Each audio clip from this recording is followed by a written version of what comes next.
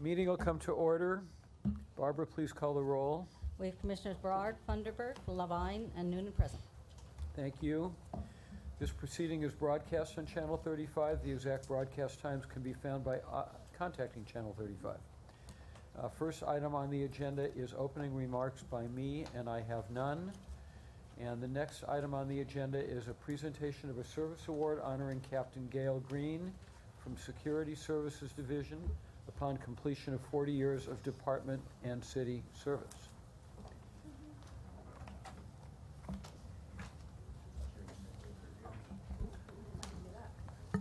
Very proud here to introduce Captain Gail Green to everybody, and again we're here to celebrate her 40 years of service with the city of Los Angeles. I'd like to give you a little quick history about her and her service to the city. After graduating out of high school, she became a dental assistant, and she realized apparently that looking down mouths was not what she wanted to do the rest of her life. So she applied with the city of LA, and she was hired in 1974 as a telephone operator, which that title has since changed. But she wanted to come work at the Department of Water and Power, and so in 1979 she transferred over to this organization, where again she came in as a telephone operator, which is now known as a communications operator within the organization. In 1980 she saw the opportunity to advance herself into one of the best units here and join security services as a security officer, where she duties were protecting the department assets. In 1987, she rose to the rank of senior security officer, which is considered a lieutenant within the organization, and was responsible for supervising the line officers in the organization. In 1990, she promoted to principal security officer, which is also known to captain. It should be noted that there are very few of those positions, so we were very fortunate to have her put into that position. In the meantime, while working here, she obtained her associate arts degree and then went on to the University of Phoenix to work towards her bachelor's degree, which she is still working towards obtaining while she's working here full-time and raising a family. In her off time, she enjoys shopping, collecting vintage clothing. She likes to swim. She loves old movies and spends lots of time in theme park, with her 3 grandchildren, which she absolutely adores. And I've had the opportunity to hear many stories about them, Megan, Morgan, and Matthew. So she enjoys spending time with her family and her close friends. But most importantly, she's very fond of her church, which is the Abundant Living Family Church, where she serves as a ministry of volunteers advocate. When she retires, her goal is to open a gift shop or work as a volunteer at a children's hospital. So again, I'd like everybody to congratulate her on her service to the city.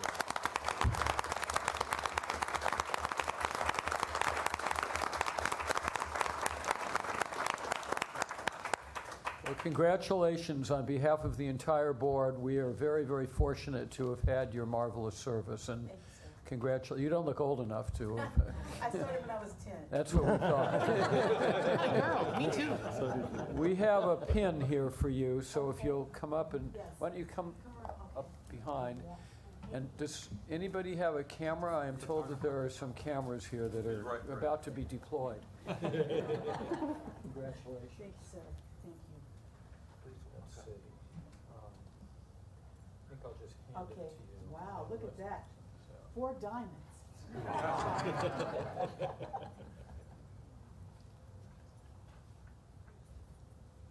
Thank you. Thank you. Congratulations. Thank you. And it's a wonderful place to work. Absolutely wonderful.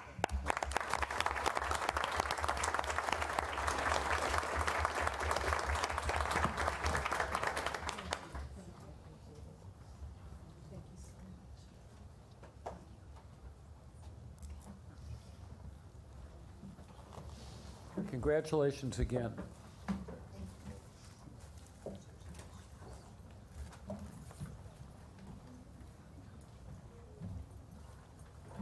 We will move to the report briefing by the general manager, including reports from water, power, and administrative system management. Thank you, sir. I'm going to hold the reports from the systems until the end of the meeting. I have two items. One is, as I was instructed by this board, I've compiled a matrix of the recommendations and responses to date regarding the CAO controller audits of the JSI JTI trusts. They are all at your place settings. This is a public document. We will be posting it after the meeting. I would simply suggest to you, however, this is a work in progress, and so it is just kind of a commentary to date. I am not authorized to speak on behalf of the trust. I am reflecting basically management's perspective of the progress that has been made, and I think in a number of areas it has been fairly significant. And I think that's all I have on that. The other item I wanted is in response to an issue that comes up from Commissioner Noonan, and I think staff has made some substantial progress, and I want to take a brief moment to speak to it. The Commissioner, and rightfully so, is always working to expand our level of vendors and participants, to expand the ability that we have to gain the lowest prices, the best service by expanding our pool overall. Gwen has made some significant strides. Simply within the last year, I wanted to touch on a few. She's been holding a variety of workshops, the environmental preference on non-responsive bids, how to submit a bid. She has been sending her magazine, the supply line, out to 12,000 vendors on a quarterly basis. Her vendor fair had 1,000 participants where there were 90 3 years ago. And as a result, just this year alone, she's added almost 90 new vendors to the pool. And I just simply wanted to make that observation and congratulate Gwen. That concludes my report, sir. Thank you very much. I will comment briefly. I have reviewed your matrix, and I agree with you that it does show some progress. Thank you. We will now move to comments from commissioners on agendized items and requests from commissioners relating to departmental operations. I feel compelled just to echo my gratitude in that, Ms. Williams, I know how busy you are, and I know that the obstacles that have been in place for you over many decades, and I feel like you've made many strides given the enforcement and the leadership of General Manager Edwards. So going from 93 to 1,000 entities is very impressive. So I just want to say that I thank you on behalf of the ratepayers. Other comments from commissioners? I did. Yes. Excuse me. Yeah, I had the pleasure and honor of representing DWP, being one of the DWP representatives, but at the Academy for Small Business a week or so ago, Gwen Williams put an enormous amount of time and effort into developing that project, getting it off the ground, and taking the risk of failing, because it could have failed last year with low turnout or whatever feedback. But it was so successful last year that this year, every other proprietary department in the city, the airports and the Port of LA, were clamoring to get on board because they wanted a piece of it. They even gave us a nicer classroom with, that wasn't in the basement. This year, it's just phenomenal. Gwen's senior manager, who works under her, Simon Zodu, did a phenomenal job. Gwen did another great job, and there were 80 applicants for this. We had to turn down half of them. So I think that I'm supportive and would like some report back, Madam General Manager, on how we can continue to expand this program, make sure that we're implementing metrics and performance standards for it, follow up, et cetera, that it won't take too much time, but we'll be able to show and demonstrate what a great job it's done. So I want to thank Gwen, Ms. Williams, for that. The other thing that I wanted to mention was another commissioner and I have been active with neighborhood councils, and there are a couple of people at the neighborhood council level that have invested an extraordinary amount of time in offering helpful suggestions on our budget. And various things. And I won't mention their names. They know who they are, but I do want to make sure that our staff and management continue to respond to concerns that they have over what I view as things that are perfectly explainable to the public related to. I view, for instance, I don't view a pet project. I don't view DWP as engaging in any pet projects. I view them as community benefits, and I think that this board takes that very seriously. And I continue to say from that standpoint that there are other concerns that the people at the neighborhood councils have expressed. They've expressed them throughout the time that I've gotten on about the economics of stormwater recapture. I happen to be a big proponent of stormwater recapture.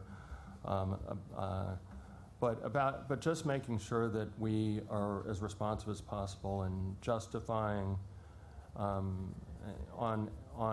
the benefit of all the ratepayers the things that we're doing in response to what we're hearing from the neighborhood councils. I know that Marty Adams has developed a great relationship in terms of being responsive, and I want to thank you, Madam General Manager, for being responsive to the neighborhood councils, and just ask that we continue to be responsive to the concerns that they express. The other thing, the last thing that I want to bring up relates to an issue of mine that I've expressed deep concern about, and that is economic equity. And it's happening in the country, it's happening at a local level, it's happening at a regional level, at the state level. In my mind, there are three areas that our agency as a public utility, not as a privately investor-owned utility with oversight by a public utility agency, but as a public utility, we have a duty to at least consider in the equity arena, and that relates to project siting, procurement, and employment. I think the general manager has done a great job of focusing the effort on getting this organization cleaned up and operational enough so that we can attract good employees from all over the universe. But on the procurement end, I did want to ask staff if they could come back to the board, because there's something that I don't think a lot of people are very familiar with, and that's California Public Utilities Commission Order number 156. And I would like to see a report in the next couple of months on the viability or feasibility of implementing the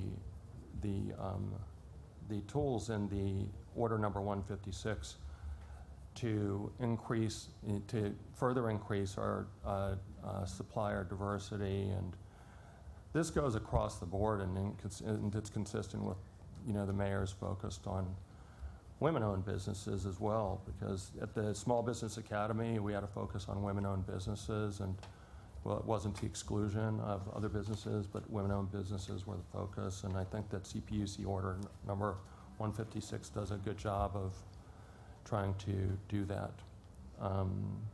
And so if I could ask you, Madam General Manager, to get us some type of report, because I've asked around and not a lot of people are familiar with it, but it was a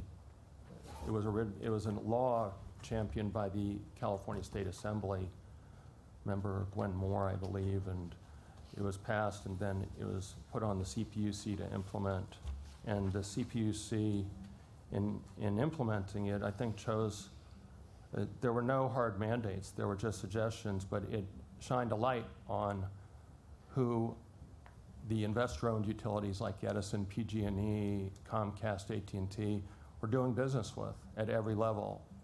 And not just at every level in terms of the companies, but at every level in terms of the company's employees who were actually doing work on these projects. So I think that it would be if this has been taken up by the commission before, I would say that it would be a great refresher to do something like this, either brief the board in closed session or open session on it. So thank you again, Ms. Williams. And if I was incorrect about saying that we were in the basement, if we weren't in the basement, then all I can say is that the classroom space is a lot better. I think my point was you did such a great job that everybody wanted to be a part of a winner and be a part of the action. Thank you. Thank you. I just wanted to thank our GM, Commissioners Noonan and Funderburk, for their thanks. But it's not Gwen. It's not Gwen this. It's not Gwen that. It takes a village to do all of this work. I couldn't have done the vendor fairs without the cooperation of the systems, because their staff stay overtime. And they make themselves accessible to all of these vendors. When we have vendor introduction meetings, when we bring vendors in to meet the staff, they are always open to having those meetings. When we do the Small Business Academy, that's after hours on the campus of USC. And the staff and some of our contractors make themselves available with no overtime and no cost to come over there and speak to the academy students. So I just want to say it's not a Gwen thing, that it's the department thing, and I appreciate everyone's support. Okay. Well, I add to the thanks, Gwen, even if it's not a Gwen thing. It should be a category, the Gwen thing. I see we have one speaker card for public comments. Barbara? Yes, the public speaker for item 5 is Wayne from Lake Hughes. Over a year, my claim for the fire up in Lake Hughes never answered by this board. One of your lawyers is so nice. A couple of months ago I was here, he took my information down, he'd be in touch with me. Nothing. So the rains are coming, and because of the fire you caused up there with your 88-year-old power pole that fell down on its own weight, 33,000 acres were burned, and all of us have landslide issues coming through our properties, opening gulfs in the middle of roads and our ranches and our properties. Not a dollar. You're liable as hell, so there isn't an issue of liability. Why aren't you talking numbers? Why do I have to go get a lawyer? Because I have now a 3-year statute of limitations. I have till June 3rd, 2016 to litigate this and file a claim in court. Because you're so stupid, you didn't answer my letter within 90 days under the statute, under the government code. Why aren't you offering money on these claims? You're not doing nothing, but what you're gonna do is raise the rates every year for the next 5 years, 3.8% on all of your users to pay for your mistakes. And you talk about the PUC, I think that's great. You should be governed by the PUC. Make yourselves amenable to PUC regulations, so when you file for a rate hike, Mr. Pickle, it should have to be approved by the PUC. But the dirty secret is that you're exempt from PUC regulation and rate hikes because you're municipally owned. But if you want to change that and define your rate basis for raising the rates 3.8% every year for 5 years, that's a 17.5% rate hike in 5 years, justify it to the PUC. I'm also a customer with Southern California Edison. They're filing for rate decreases because of the lesser cost of amounts of gasoline, coal, and natural gas. You should be lowering our rates for electric, not raising them. But you don't care about that. So let us all burn. Our lakes up in Lake Hughes, Lake Elizabeth, and Lake Munns are now completely dry because they had to drain those lakes 2 years ago to fight the fires you caused. You have not offered a replenishment or a remediation. You have destroyed hundreds of people's lives, and you're sitting here giving out awards. Get to the business, because people now in El Nino are going to be suffering more landslides. We move to item 6, comments from ratepayer advocate on agendized items. I'll have brief comments on a couple of the agendized items, but Thank none you. at the time. At that time. Okay, we move to the consent agenda. We'll first start with the approval of the minutes. These are the motion to approve the minutes of the regular board meeting on September 8th, 2015, at which all commissioners were present. Is there a motion to approve? Second? No. What? I promise you I don't have too many laborious comments. However. However, I do have comments to how my requests were outlined in the minutes. So Barbara, if you don't mind, I'd like to revise the comments that were stated that I made at the September 8 meeting. Okay. So starting on page 2, it states, I think there needs to be clarification. Commissioner Noonan stated that she attended the Mayor's Women's Equality Day event at the Getty House, wherein DWP's general manager was highlighted as an exceptional figure in our community. Ms. Noonan said that she applauds what Ms. Edwards is doing. She also said that he was the first mayor that finally made an equal ratio of men and women serving on the commissions. Okay, second paragraph. Commissioner Noonan asked that the department work with the convention center to assist LADWP's emergency planning. And I would like you to add, given their task and work allocated to this expertise in this capacity, because they do have funding, and the convention center, one of their main priorities is to be an emergency center. So I want this request to be taken seriously, since they probably have a lot more knowledge and due diligence on top of the vendor that we just agreed to partner up with. Also, work with the contractor to ensure we will establish deliverable dates of emergency services and equipment. And I think there should be some kind of time frame. So I think since this vendor is working on an emergency basis, it should be defined as between 1 to 3 days. For procurement rating, please ensure to provide the total points available for each item and the actual score of the bidding entity. So again, I don't feel like this sentence really completes what my request was. Not only do I want to know what the highest goal is, I'd like to have a comparison as to where the bids come in. Finally, comma, the department should pursue that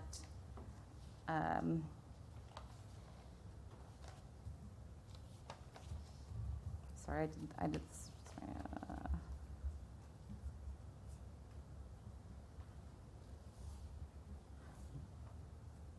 okay, let's move to the next paragraph.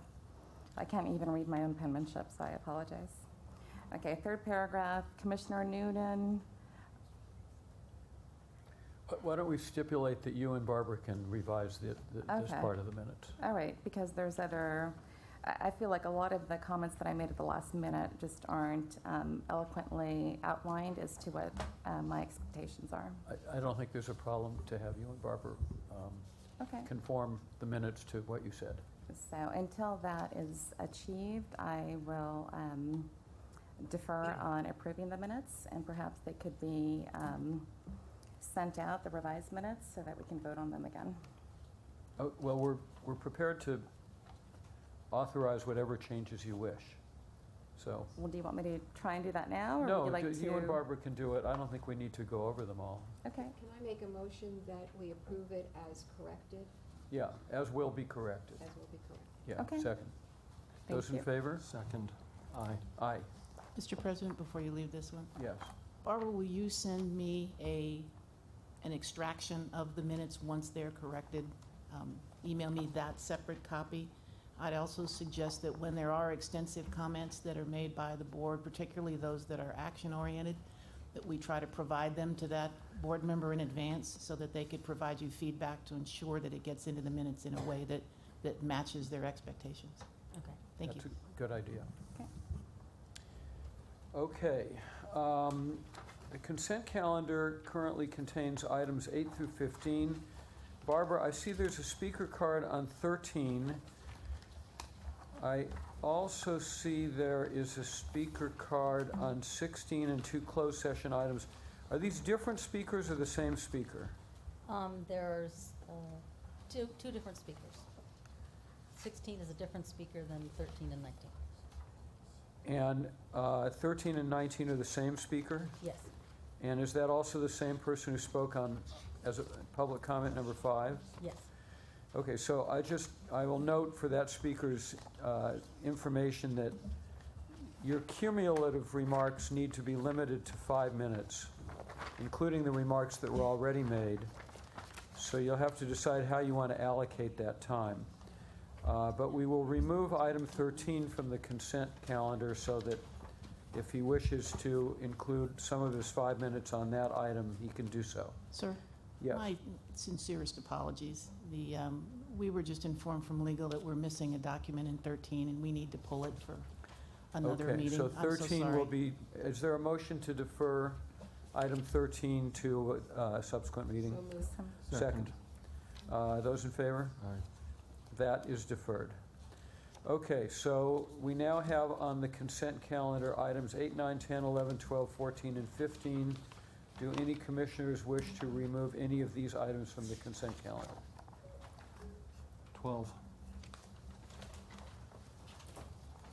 12, Commissioner Funderburk. Any others? Is there a motion to approve items 8, 9, 10, 11, 14, and 15? So moved. Second, those in favor? Aye. Aye. The items 8, 9, 10, 11, 14, and 15 are approved. And we will proceed to item 12, Commissioner Funderburk.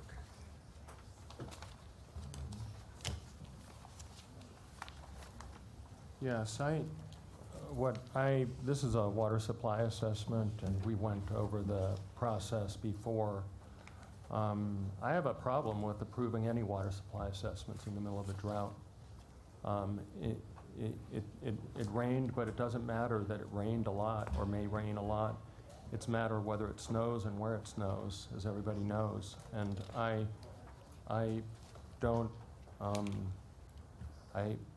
and the fact that this commission has never questioned a water assessment in the past, ever, according to the last testimony that we had, I'd like to see why it's so compelling that we authorize this additional water, and under whatever authority, based on whatever legal counsel might say, as to what we as a commission can do. I just have a philosophical problem with it, with authorizing this. I'd ask counsel, it's my understanding that state law requires that we make a water supply assessment. Somebody wish to address that? Oh, well, if this was Julie Riley, then I would have never brought it up. Julie Riley for the City Attorney's Office.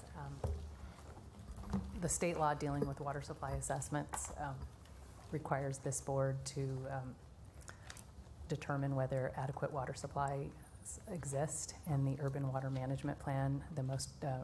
The current urban water management plan that has been adopted by the City of Los Angeles has determined that there are adequate water supplies for this development.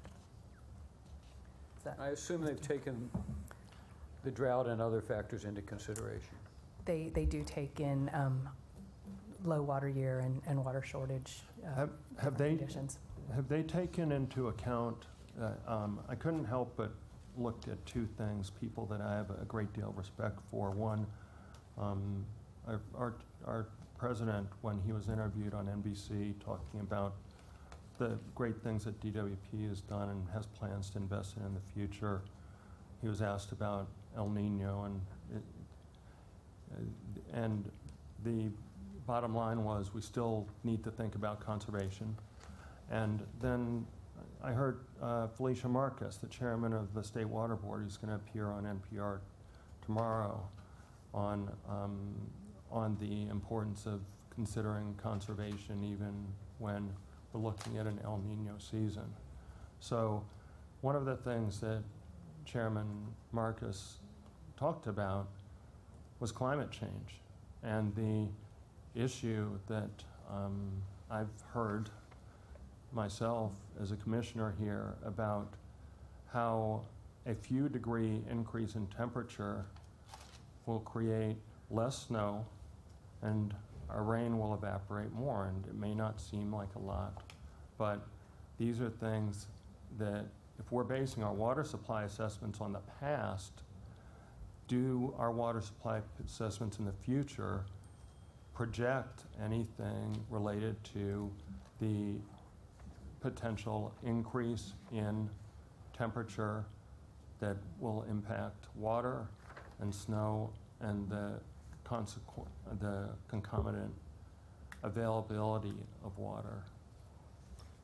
Yes, we do include our analysis of climate change in our urban water management planning documents, which are the foundational documents for issuing a water supply assessment. So in 2010, we did complete an analysis of the Eastern Sierra water supply based on climate change, and all of our projections for what that system will yield include our analysis of that climate change impact. Are we looking at an increase in temperature in our projections, along the lines of a few degrees by 2040 or 2050 for this particular water supply assessment? Yes, that's all included.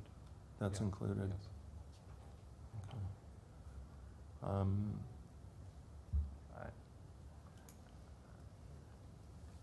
Okay. Perhaps you can talk a little bit more about the necessity of this project and why it's so important to do right now.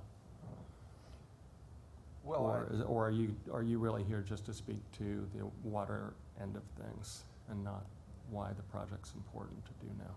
Well, the latter is the case, actually, and we're asked by the City Planning Department to prepare water supply assessments. So the City Planning Department actually is the city organization that takes the lead on developing various developments like this, and for CEQA they're the lead, and we just provide the assessment. So the process is they'll ask us for an assessment of water supply availability for a development, and we'll prepare that assessment. Well, I guess I'm going to vote against this, so I'll just tell you that. But I'd like to see in the future more advance notice given on the briefing materials and so, when these things come to us. I understand we only get 7 or 8 or 6 or whatever per year, and this is only a fraction of the new projects that go on that will increasingly stress our system. I'm not anti-growth. I just am for sustainable and responsible growth, and I think that it's really important that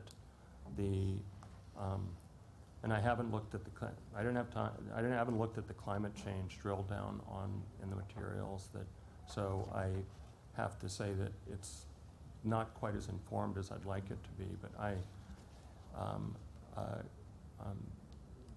even if the other commissioners are inclined to vote for this, I'm going to vote against it I just don't think that this is something. I think the project proponent should be here telling us why this project is so important to approve a water supply assessment for when we're in the middle of a historic drought, and we're in the middle of all these climate changes. So, I know that that's really not our issue as DWPs. We're just doing the water supply assessment. But if you have anything else to add, I'd appreciate it, and thanks for putting the time into doing what you did to put this together. Well, you're welcome, but we can certainly provide you with more in-depth analysis of our climate change issues and how we've evaluated those. We can certainly provide that for you. That would be great. Are you interested at all in hearing about the conservation components of this particular project and the things that have been done to reduce the demands? I'd love to hear them just for the record, because I don't know how much the public knows about it. But I did read them, and I thought they were impressive. I did read through that part of it, and I saw that there were efforts, offsets being attempted, but I didn't see numbers. Maybe I didn't do the numbers right, if the numbers added up to whatever the amount is. If they did, then maybe I did the math wrong. Well, the new demand on the development is 298 acre-feet, but what they did do is they instituted ordinance-based conservation measures, the developer did, and that's 40 acre-feet a year. And then we met with them, and we asked them to do additional water use efficiency measures above and beyond what the city ordinances require. And they agreed to do that, and that provided another 11 acre-feet of additional non-ordinance-based voluntary conservation measures that they'll implement when they do the development project. Personally, I know the comment's been made that we don't make our customers pay pay more for their water or whatever, but I think they should have to offset it. I think they should have to do more mitigation. I just don't, whether it's statutorily required or not, I just think it looks bad I just think it looks bad. So I appreciate the information that's been provided, and I think it has more to do with the law and how it works. But I'd like to see in the future, as long as I'm on this commission, maybe I won't be after these comments, but I'd like to see more briefing, extensive advance work in hearing about the project when these water supply assessments come before us. So We can certainly do that. I don't think in the 2 years that we've been serving together, I've ever disagreed with our chairman before, but with all due respect, and I have enormous respect as well as affection for him, I think the questions you're raising go beyond our domain. And obviously, if we wish to engage in a review of whether a particular development is appropriate or not, I mean, I guess there's nothing stopping us from doing it, but I don't think that's what we're here to do. I think we're here to evaluate the water-related issues that are attendant upon decisions that are made by other parts of the city government. And I'm not comfortable second-guessing what other elements of the city or parts of the city have as their responsibility for approving. I think what you're asking for really is beyond what the scope of our mandate is. I definitely respect that. And I feel very torn because you raised issues and questions that honestly I did not consider. And given this, is it possible to defer this item so that we can get some more information to the questions that Commissioner Funderbrook raised? We could definitely defer it and bring it back for more information. Well, under the circumstances and in light of the fact that at least 2 of the 4 commissioners here have serious questions about it, and that raises a question about whether it would get 3 votes, the practical solution would be to defer it and try to get some of the commissioners' questions answered. So I would move to defer this item. Is there a second? Second. Those in favor? Aye. Aye. It's deferred. I would ask staff prior to this item coming back to reach out to the commissioners and ensure that they understand the scope of their questions and that we get answers to all of them, not just part, before we bring it back. And Thanks. and I think it would be helpful for me, because I think I don't disagree with the chairman's assessment. If I could be schooled a little on the scope of what our mandate is here, I think Certainly.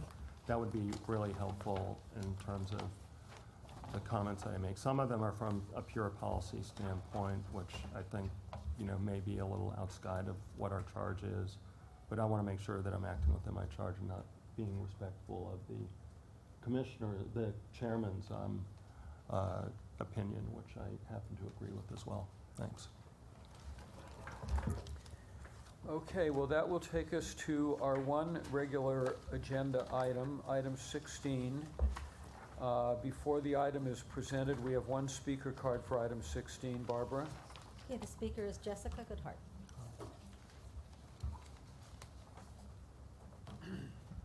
Good morning. My name is Jessica Goodhart, and I am Director of the Repower LA project at the Los Angeles Alliance for a New Economy. And we organized in 2011 a coalition of about 30 organizations to support the Department of Water and Power increasing its investment in energy efficiency programs, especially those that helped struggling customers save money on their bills and that created good jobs for LA residents. And so I'm really pleased to be here today in support of the LAUSD Direct Install project. It's a program that helps the schools save money on their bills. That money can go back into our classrooms that need it. It's a cost-effective way for the department to meet its carbon reduction goals, and it's creating jobs and training opportunities through the Local 18 and the Department of Water and Power's utility pre-craft training program, which is really a national model.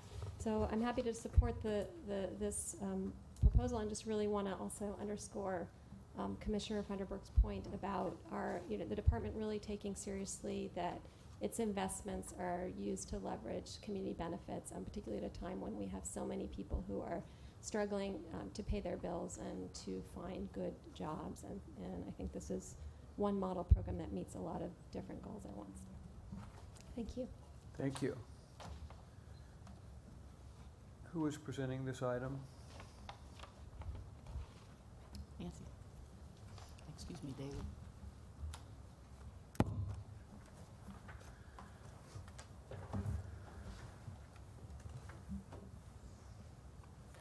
Good morning, Commissioners.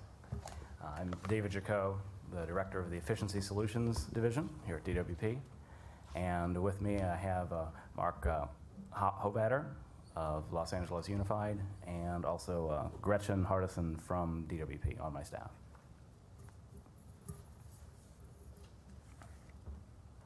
Okay. This item is a request to renew an MOU with LAUSD to assist with their energy and water efficiency projects. We brought this to you last April of this year, and you had some specific requests for more information that we're here to address today. But before we get to that, I'd like to give a short refresher on the main components of the proposed MOU and why it is important to both of our agencies. To start, just in briefly, discussing why energy efficiency is so important to LADWP and our ratepayers. Energy efficiency is the least expensive way to serve new demand for electricity by avoiding the need to actually generate new power. As demand for power increases, we can see that energy efficiency is substantially cheaper than providing electricity through all the other sources on this graph: wind, natural gas, coal, biomass, solar, etc. We think this agreement with LAUSD is an important part of avoiding the need to generate more power due to the sheer volume of opportunities for efficiency at LAUSD and their facilities. The benefits to LADWP from this partnership are that, first and foremost, we will obtain significant energy savings from our largest energy user in the city, and in doing so, we will save $54 million in avoided generation costs. This is generation we don't have to provide as power. We avoid it, and it'll save us $54 million. Further, by leveraging LAUSD's funding from California's Proposition 39, this will increase the number of LAUSD retrofits that we can count towards our savings portfolio by a combined project value of up to $126 million over the next 5 years for a very small investment. On the human side, LAUSD serves the full diversity of students in the city. About 80% of students in LAUSD schools are eligible for the school lunch program. The majority of buildings are older and in need of upgrades. And this prioritizes schools that are most in need. Also, the planned pilot education activities primarily focus on lower income schools in disadvantaged areas. And finally, the student link continues in that they will see the impacts of these projects on their campus. And the partnership will link these physical projects to educational curriculum for the classroom that will give the students practical knowledge and resources that they can take home to their families to implement efficiency at home.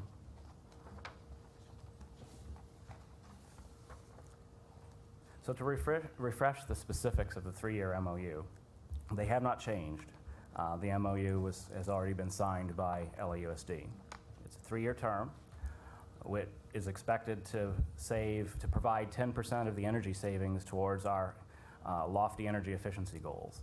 It will fully comprise 10% of the annual savings goal for the years that it's in effect. The proposed investment is $14.3 million per year, except in the first year when an additional $2.4 million will be added for water conservation.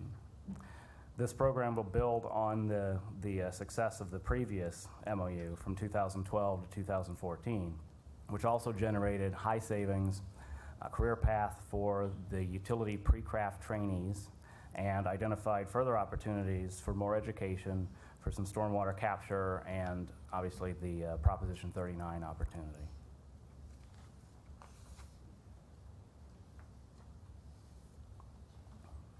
So here's the key partnership highlights. And this is to provide more information as requested by this board back in April.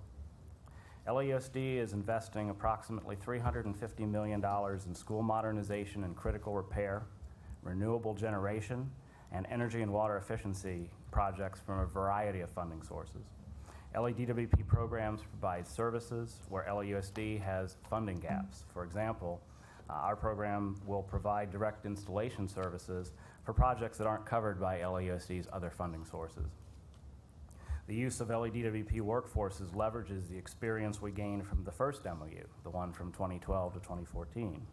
And that will streamline the work, increase project control, and also create further opportunities to expand our internal staff skills, such as through the UPCT program. We also found that our costs to perform this work are within 5% of what it would cost to hire a private contractor.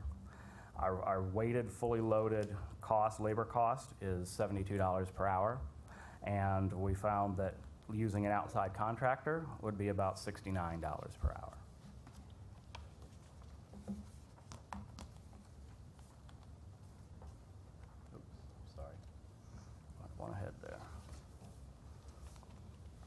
We're pleased to expand the pilot program element of this MOU to include curriculum for elementary schools, in addition to middle and high schools that we've done in the past. The nonprofit organizations we work with on curriculum have various approaches to make the content interesting and challenging to provide impact at each grade level. Also, other planned pilot activities such as tree shading and stormwater capture will follow criteria established by or under development with the office, with the ratepayer advocate for these types of projects. We have outlined in your board letter a new water conservation challenge that will roll out to LAUSD campuses with the approval of this MOU. LADWP is working very closely with LAUSD to design a program to capture water waste from drinking fountain flush and other sources and use that water in a beneficial way on campus. The program will link to the city's Save the Drop campaign and encourage involvement of neighborhood councils and other community organizations to support the schools in these efforts. I just want to take a minute to thank Commissioner Barad for raising this issue and inspiring this pilot effort. Mark can say a few more words about it. It's a pretty exciting one we're interested in. It's a very exciting program for us. We had it pointed out to us that we are an education facility. Our mission is not just to look for conservation for this immediate problem, but to change the attitudes of a generation to come. And we're taking advantage of this program to implement an educational component within the schools and to reward the schools. We actually have created a grant program where the schools will be able to produce to us what they've done, not only conserve water and energy at our school, but in our neighborhood. An ideal proposal would be one where we've got kids doing a neighborhood watch, walking around knocking on people's doors that are watering when they're not supposed to, or connecting people with water conservation and more energy efficient plants and those sort of things. And we're going to reward the school with actual projects that will have a catalog they can pick from. They can pick a new playground piece of equipment, a shade shelter, some sort of sports activity or something that will actually go in and do the project on that school to get everyone involved. We've been received a lot of favorable support from many of the neighborhood associations that want to come on and be on board, and they're going to help adopt schools and help mentor them to try to bring us to that area. So we think we're going to do something with this program that will expand much beyond just the immediate savings that we'll have, but actually instilling an attitude and a whole way of life for our students as they grow up. Thanks, Mark. And finally, with hundreds of facilities and thousands of buildings within LAUSD's property portfolio, the economies of scale for us to achieve huge energy savings through this partnership are tremendous. But they're not our only large customer. For comparison, LA County and the City of Los Angeles are our second and third largest customers. But we have existing MOUs and specialized programs already in place with them as well as many of our other largest customers. We do have the ability to tailor a variety of programs for our largest customers to maximize their savings. And I'd like to leave you with this picture as we go into questions of the Reading Olympics Award ceremony with students and LADWP staff at the Union Avenue Elementary School in Westlake MacArthur Park District. And this was a jointly LADWP LAUSD-sponsored effort. Thank you very much. A very excellent presentation. Any questions or comments by commissioners? Commissioner Barad. Thank you. First, I want to thank David Jaco and Gretchen and Mark Hoveder for putting this together and taking my questions and suggestions to heart. I would like to say for the record that there are some things that left out of the background for this MOU that I think need to be included in the background, and that is the rationale for why we're doing this water conservation program with LAUSD. When you were here and presented this last April, this motion was deferred. It was deferred because I had raised the question about the flushing of the water fountains. And this is something that most people didn't know we were doing, that we were spending 30 seconds every day with every water fountain in the school district flushing out the water. And I asked, is this true? Yes, it was. Well, what happens to the water when you flush it? And the answer was, it goes down the drain. And my feeling was and is that we can't have that. That's not satisfactory now. When we're asking everyone in the city to conserve, and our largest customer is flushing water down the drain. You know, what message are we making, and what message are we making to our children who are at those schools? I think it's interesting to note that after that April meeting, I asked for a meeting with DWP and LAUSD. We had that meeting in July here.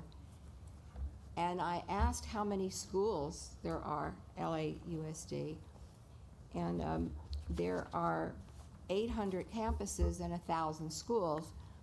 And I asked how many water fountains that represents. And you would be astonished to know how many water fountains that represents. That is 60,000 water fountains. Now you take that times 30 seconds per water fountain, water being flushed down the drain. And when I asked the school district what they were doing about this, they were saying, well, they're changing some pipes, they're taking out some water fountains, they're putting filters on, they're doing some things. Well, how long will that take? 5 years. Well, that's not satisfactory. We have to do something now during the drought. And we came up with this idea that we're calling the Bucket Brigade, and that is to involve the schools in saving this water and using it, reusing it, and teaching them what that means. And I remember that the school district said that their greatest use of the water was for irrigation at the school. So my idea was, let's have a bucket, take the water, and use that water to irrigate at the schools, whether it's trees, flowers, the grass, whatever, but use the water.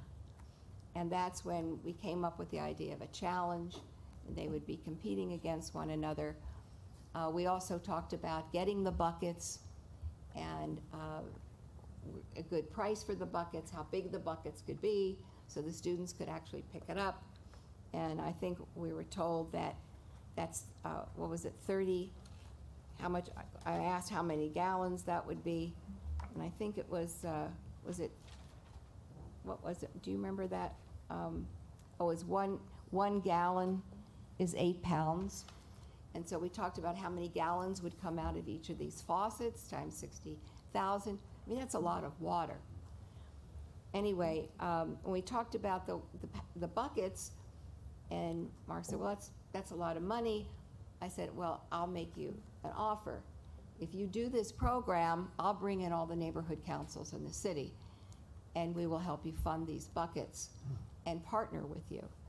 And Mark Hoveder came out to the Valley Alliance of Neighborhood Councils, 2 weeks ago, spoke to 27 neighborhood councils, and they all unanimously said, we're in, we want to do it, and they want to put their own logos on each of the buckets. And then I suggested we use the Save a Drop along with it, so we'd involve the city. And this is going to be a joint effort citywide, because it's LAUSD, it's DWP, it's the city, and it's involving neighborhood councils.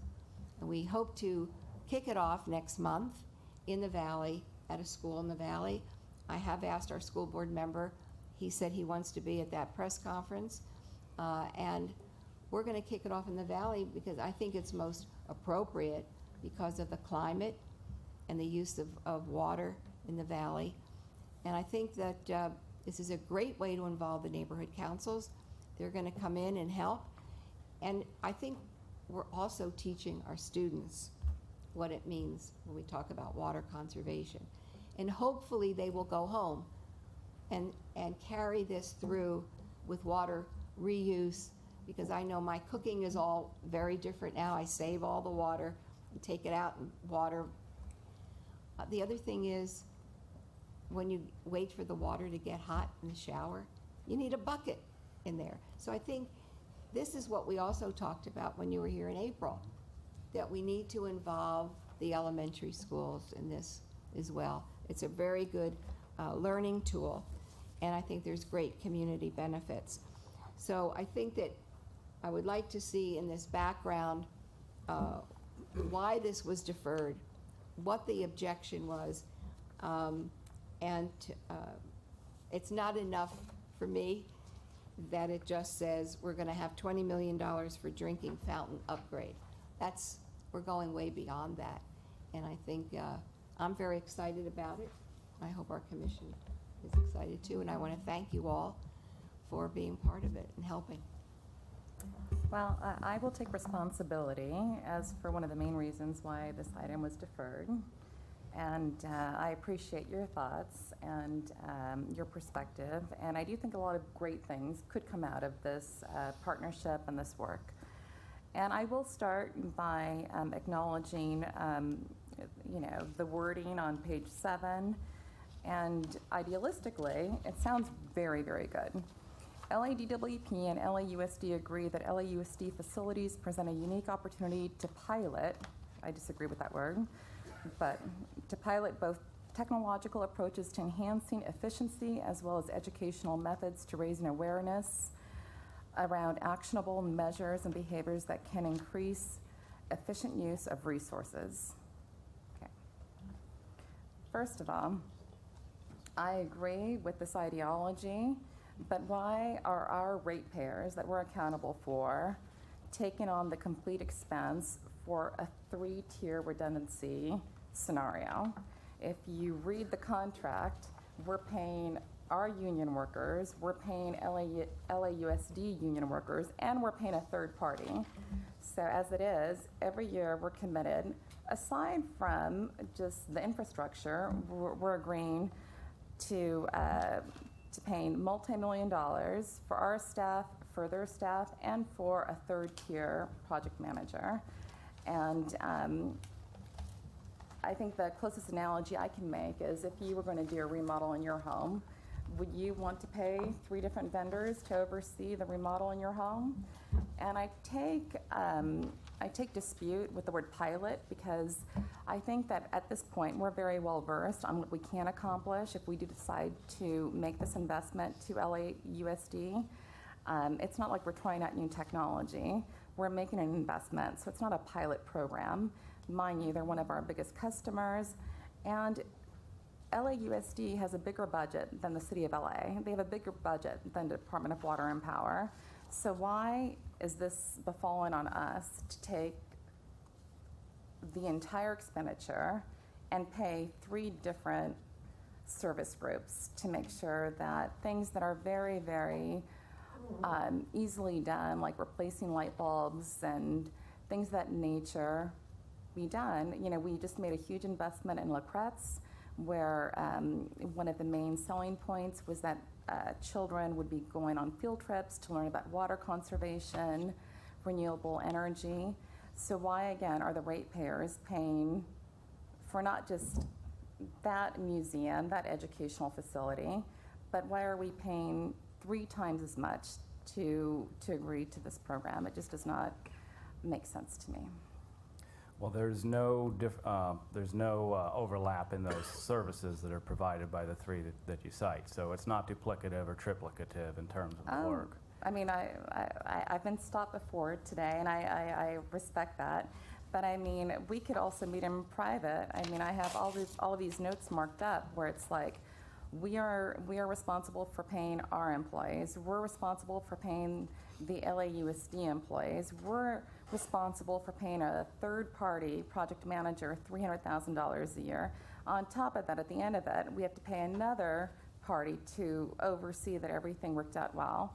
I mean, can you seriously argue that there isn't redundancy in this contract?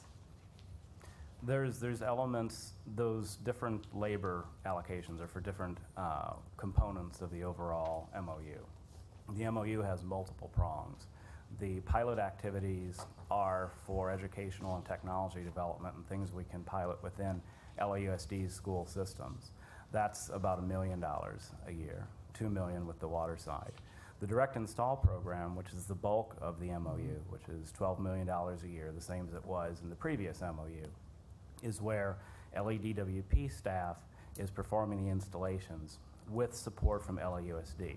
Now mind you, I've served on this board, I think now, for over 5 years, and I have agreed to many, many, many subsidies to increase better lighting in the LAUSD school system facilities.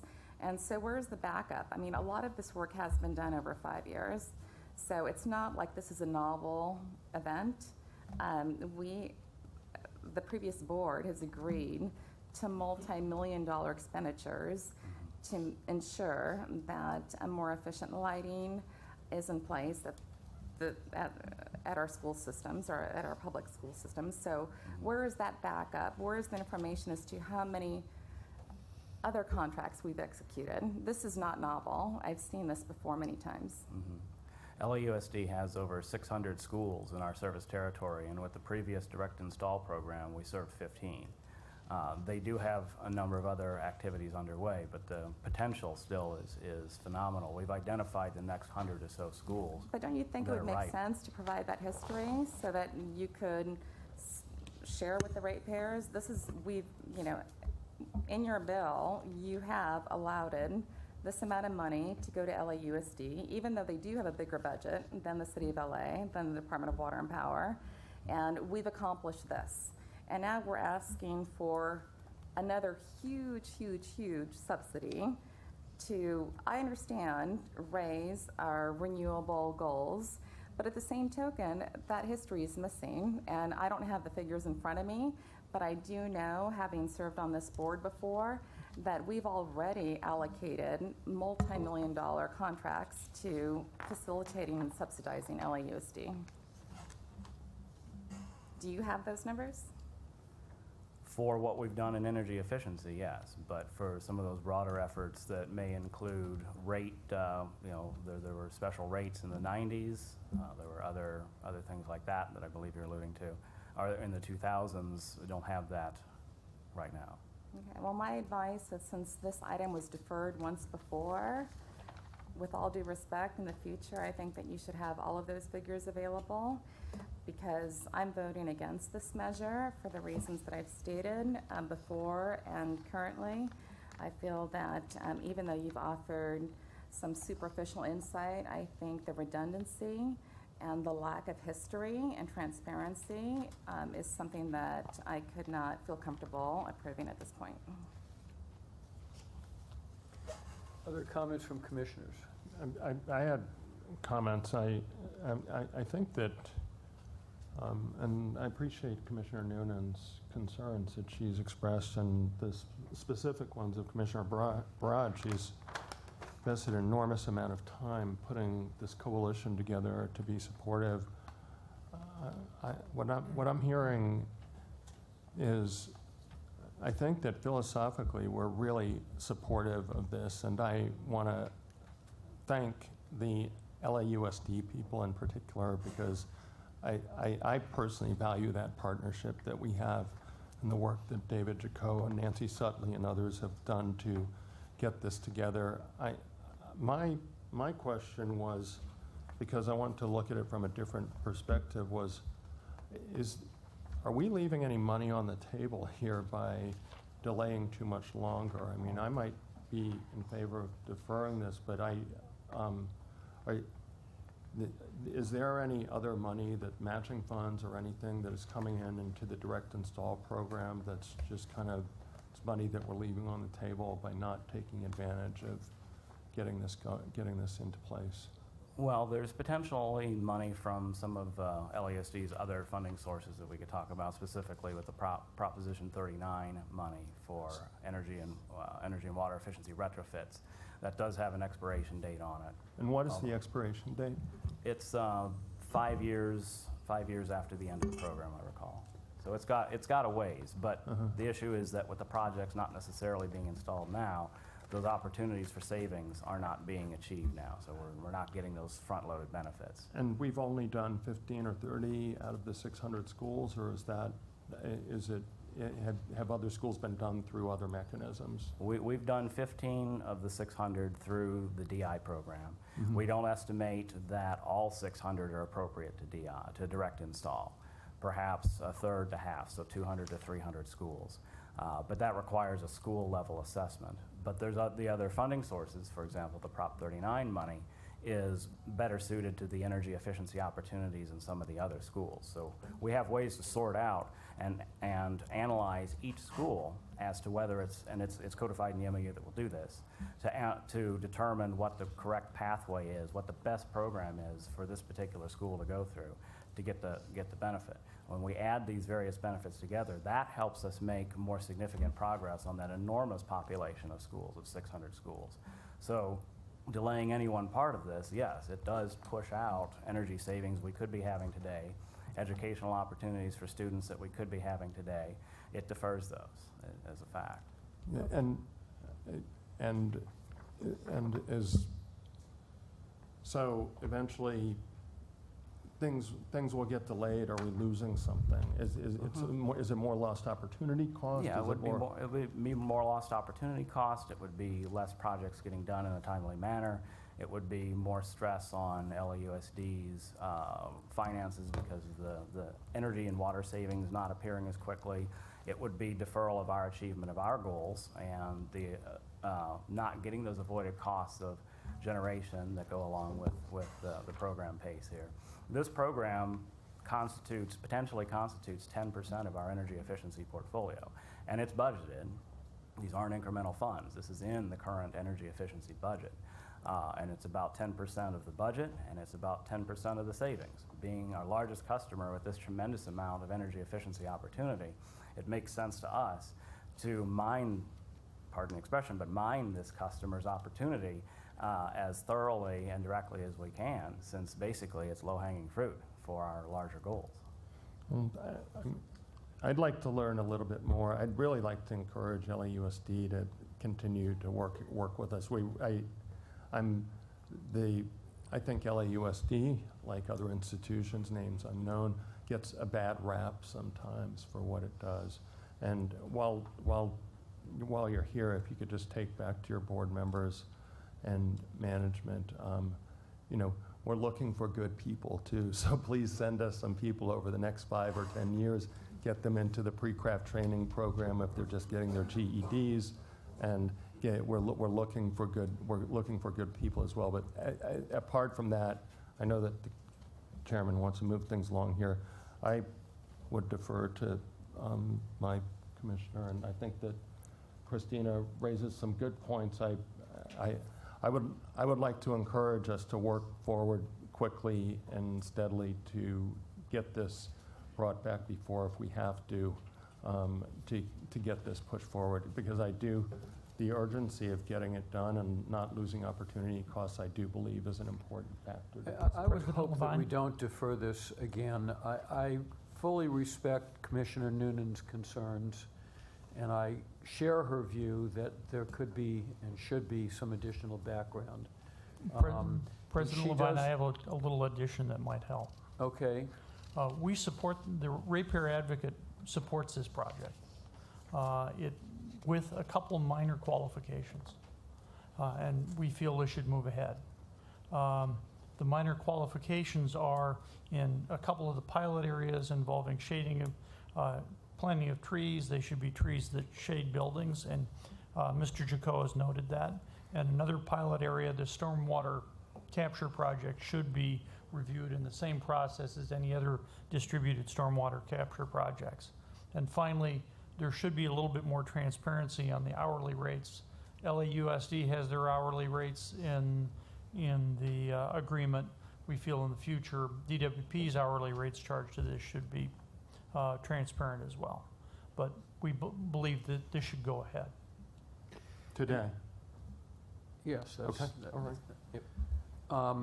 Mr. Chair, if I just had I just want to finish what I was saying, and I appreciate the ratepayer advocate's constructive comments.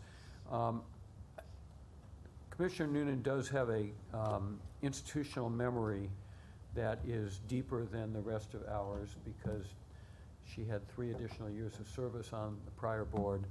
And I think that that institutional memory is very important and helpful to us, and very, very valuable.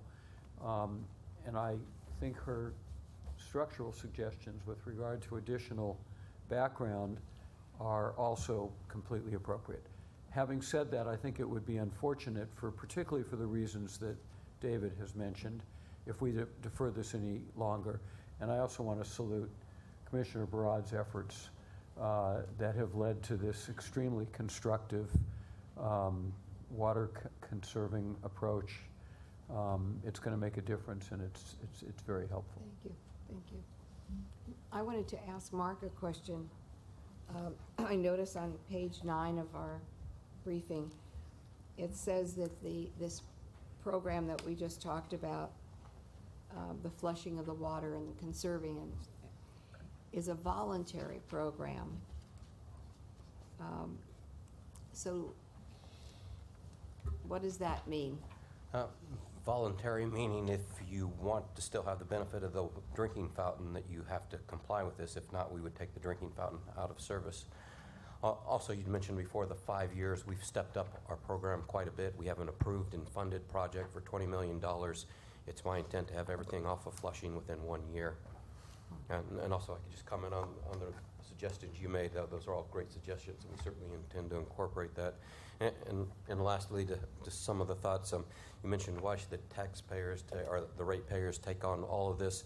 We've got a very robust conservation program. We're spending over $350 million. We're not looking at this as our only source. We are looking at it as our most important source because of the expertise. You're in the water business, and you can help us make the right decisions that can get the biggest effect for it. And I agree, there should not be a redundancy. We should not ask for you to pay for consultants, and I've committed to this, and I'll commit to this board, that we will only use the money that we get from here for the direct labor and the direct construction that's involved, and that we will pay for any consultants or any evaluations that's done out of our program that we have. Yeah, but with all due respect, I appreciate your comments, but your budget is the ratepayers' budget.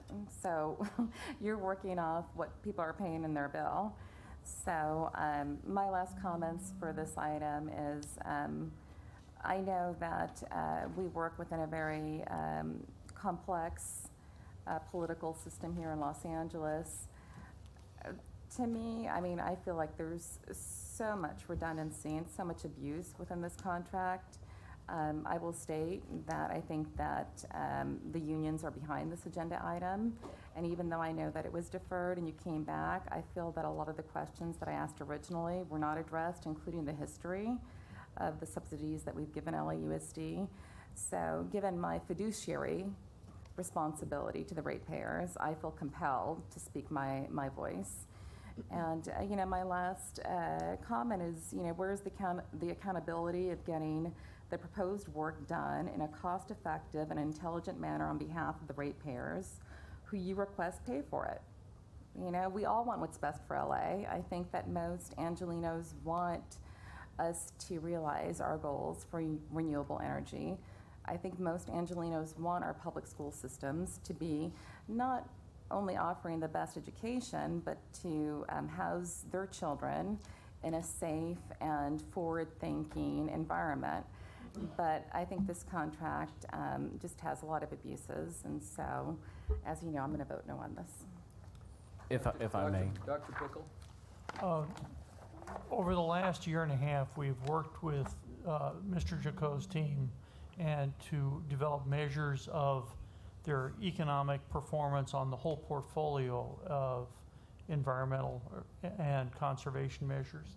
And reviewing the last fiscal year that was complete and we have data on, they exceeded their projections and chose projects that were more economic and reduced the number of projects that were marginal. So we believe they're making progress on that, and we're reviewing on an annual basis after the fact how they're performing. We'd be happy to do a presentation on how that's done.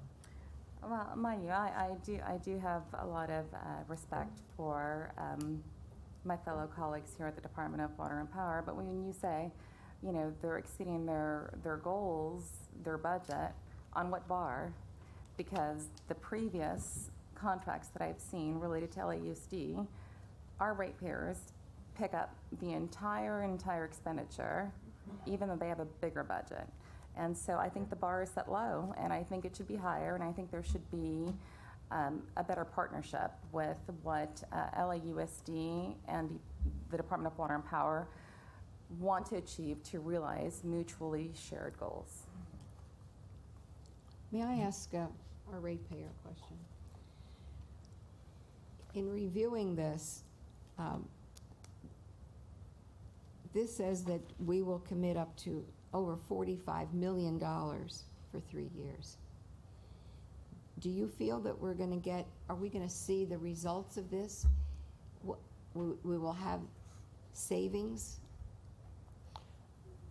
I can take that one on. We've quantified the avoided cost benefit from this investment, and for the $45.3 million of the MOU, we expect $54 million in avoided energy costs. So it has a rate of return of 25%. Over what period of time? For the savings that will be achieved from the 3-year program over the life of the measures. And the life of the measures is about 11 years. When you say energy, are you talking water and power? When you say energy? The avoided water costs are about $200,000. The avoided energy costs are the balance, 54.2%, 54.2 million, sorry. So you project 54 million in savings. Again, please let me reiterate, you really should provide a reconciliation of what we have provided in subsidies to LAUSD and answers to Commissioner Barak's questions, you know, to give a full picture of what's going on, because statistics can be easily manipulated. And right now I just see, you know, 3 entities getting paid overtime, $45 million to address some fountains and change some light bulbs. I mean, it's not that expansive. We're talking 3 years. If you really look at what's the infrastructure that's being contributed to making these changes, I would love to see those numbers. And I'm respectful of the president of this board and my fellow commissioners, so I feel compelled to speak my mind.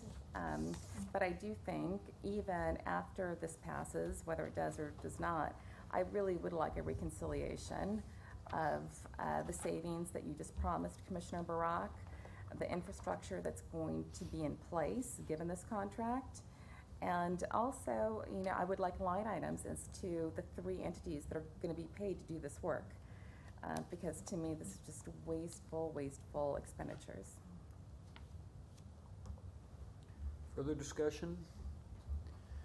I move approval. Is there a second? I second. Those in favor? Aye. Those opposed? No. It's approved 3-1. Thank you. Thank you.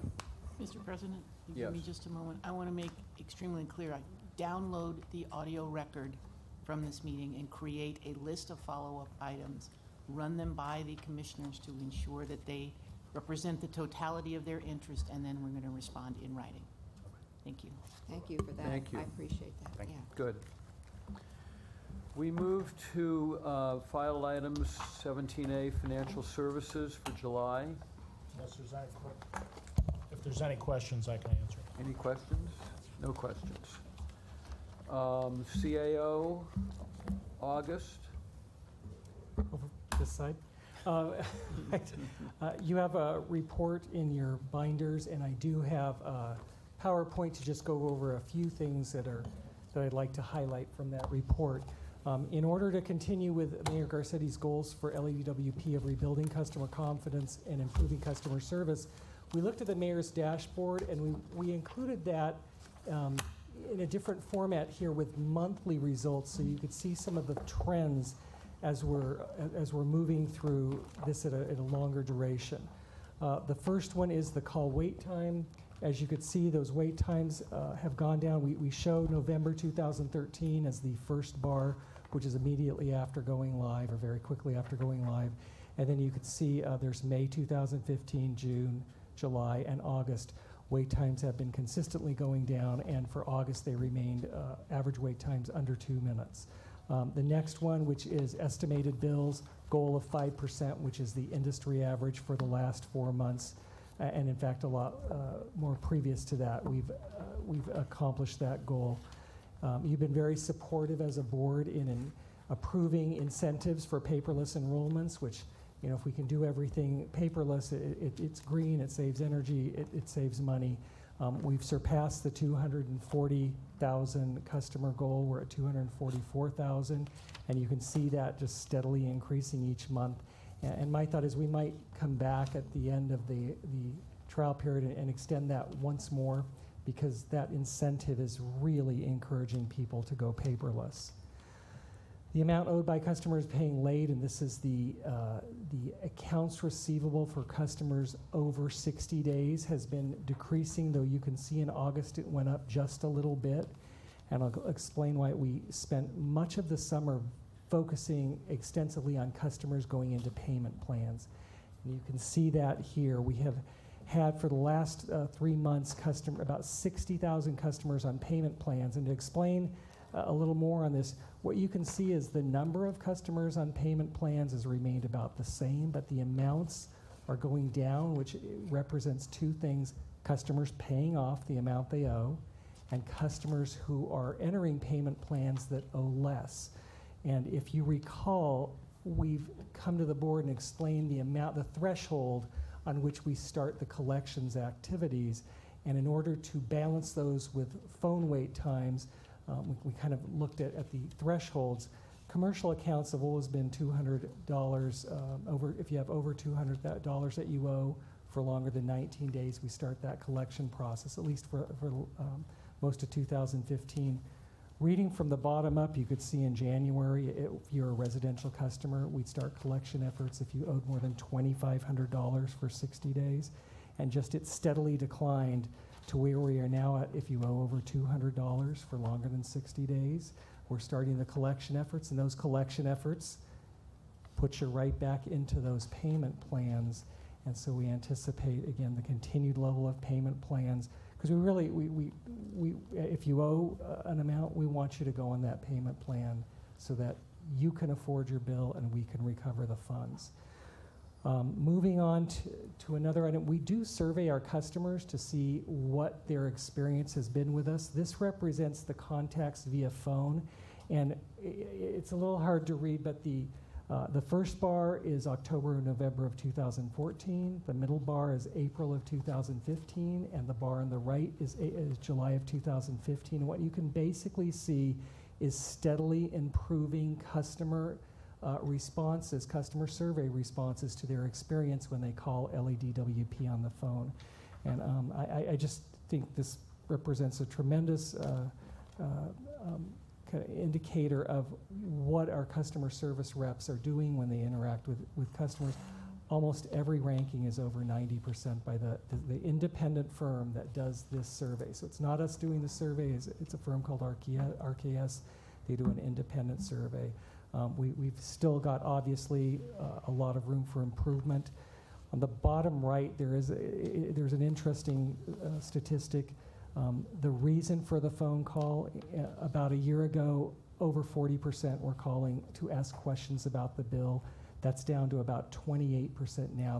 That means customers are calling for other things, like they're not questioning their bill, they're calling to set up payment arrangements or pay their bill or initiate or terminate service. And then finally, I wanted to show you something that we've done internally, which is we've got essentially all the managers in customer service communications, plus some of the higher level managers from the joint systems. We got together to create essentially a strategic plan that's developed in one day, not something that spends months and months and is extremely detailed, but it's to create a vision, to create a work plan. And I just show you this in kind of structure. There's 4 different goals. Each goal underneath has a who will do what by when so that we can move forward. And I'll just read those goals again, very quick, very high level. Enable every employee to be a positive customer ambassador. I've got to read over here. My eyesight's going. Build trust with our customers. Provide timely and accurate billing to all customers. And improve customer communication. We'll come back in 6 months, look at this, create another set of work plans. You know, improvement is not made in huge strides. Improvements are made incrementally, one step at a time moving forward. And with that, I'd be happy to answer any questions on the report that you might have. You have a Herculean task, and you're doing a great job. Thank you. Staff, to echo what Gwen said, it's customers, it's all staff. You so. collectively. Thank you. Questions, comments? Thank you very much. I would remind you, sir, we deferred the system reports until this portion of the agenda from under item 3. Okay. Michael? So Power has no additional report this board meeting. That's disappointing. I can make something up. I just want to report real quickly. For the water system, we're continuing to do real well as a city, saving water. Our August numbers, we were down 17.4% in August, and that's compared to our 16% goal. The state has gone to a running average at this point since we've got a couple months under our belt, so they're really looking at the collective amount of water use, especially going into this time of year when we're comparing to the weather in 2013, and we could have hot months or cool months, and we don't know what months, are going to be more or less rainy than they were. So we're now looking at a 16% running average that we have to meet by February. Right now we're at 18% savings, so we're 2% ahead. We're carrying a little over 3,000 acre-foot credit in our water bank. To address one of the things that's on a lot of folks' minds, that when we have water main breaks, the breaks are not getting as much attention as the fact that people are shocked and hate to see the water running down the street. We've added additional field crews, both in the swing shift and graveyard shift, and we are getting leaks shut off much quicker than we were, and so there's a lot less water being lost out of the system. In terms of capturing dewatering water, the biggest effort we have right now is we have started treating the water in Silver Lake Reservoir. We have a portable treatment plant that's there, and we actually have consumed 60 million gallons out of Silver Lake at this point, treated it to drinking water standards, and put it back in the system as opposed to draining that water for the construction project that's coming up. And lastly, we realized after this last storm that we're going to get a regular question about how much water got captured, and so we have a process in place to quickly generate numbers between centralized capture, specific decentralized capture projects, and then incidental capture. We now can calculate that pretty quickly. The last storm had about 1 inch of rain, or per 1 inch of rain in the San Fernando Valley, we caught about 1,800 acre feet of water that was put in the San Fernando Valley aquifer. So we'll be ready to report out on that on a regular basis, hopefully with a lot of rain to talk about. Great. Does that mean if it rained, that was per 1 inch of rain? That was the storm we had then. If it rains a lot, sometimes you slow the percolation rate. Of course, being the first rain of the season, the ground was pretty dry. So eventually you kind of hit a steady state. So we'll look at it each time it rains, but it was a good baseline number to start with. One more report. Yes, the final report will be on Maximo Go Live report. Well, before we do, let's see, was there a administrative system, water power administrative system management, and that's in addition to Maximo, or is? Yeah, we hit those three. Maximo is just a separate report out that the board had asked on progress with that system. Okay, go ahead, sorry. Sure, no problem at all. If you recall, 2 or 3 months ago, we made an extensive presentation on the Maximo system, which is an asset management, work scheduling, and timekeeping system. Just wanted to let you know that we'll be going live on that system and give you just a brief minute or two on what that means and what that does. We are moving forward to implement that, and that should happen in the next couple weeks. We are primarily utilizing the timekeeping portion of that. We currently have the timekeeping on 2 different systems. We're trying to merge them all onto one system, and we'll be doing that over the next year. There's about 5,000 employees, 3,000 on one, 2,000 moving to the other. We've trained 200 staff in timekeeping on how to utilize the new system, and we've got not exactly a train the trainer kind of contact, so anybody with questions can call and get some help with that timekeeping. We'll start some supply chain aspects of the system in mid-October, and then there's a number of items in the report that we still have yet to do, and we'll be coming back in 2 or 3 months to ask for some additional effort to go ahead and implement a number of improvements for the system. As you know, with any large system, again, it's some improvements, and then you implement them, and some improvements, so a continual improvement process.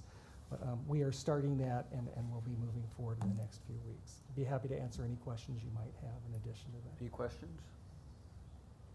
Thank you very much. Before we go to closed session, council has suggested, with regard to the minutes, that we bring back the minutes as revised so that we will have actually seen the minutes when we approve them. So if there's no objection, I'll ask that that be done. We have 2 speaker cards on closed session items. I believe they're the same speaker who spoke in public comments. Barbara, how much time does he have left? 2 minutes and 29 seconds. Okay, speaker card for 19A9.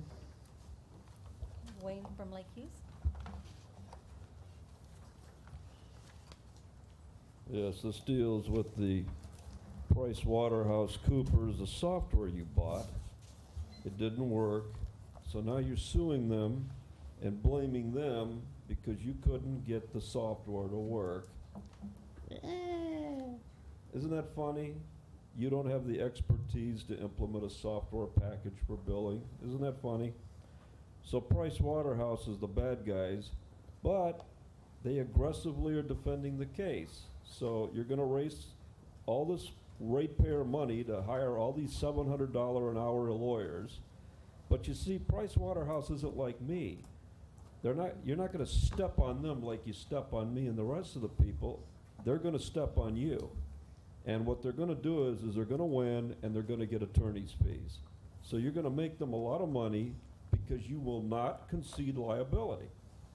So instead of conceding liability, you're making them attempt to concede liability, but they're not going to do it because you, as a commercial expert in your field, were with the duty to implement the software with your expertise. You are not a consumer, you are a professional user.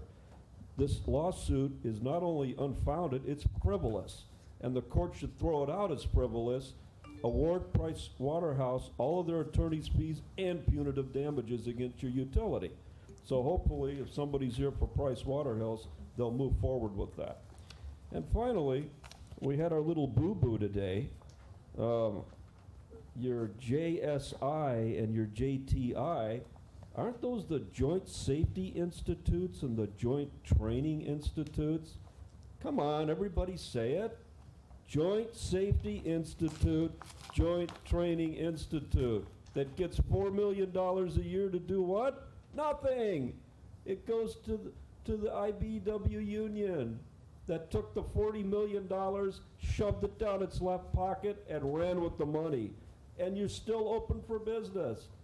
So be proud. Go out there on the top of the floor and say, we stole $40 million to train nobody and to have no safety classes except one little barbecue out there in the park that you had a couple of years ago. Not JSI, Joint Safety Institute, Joint Training Institute, the one that everybody knows took $40 million of taxpayer money and ran away with it. Your 5 minutes are up. Horrible. Thank you.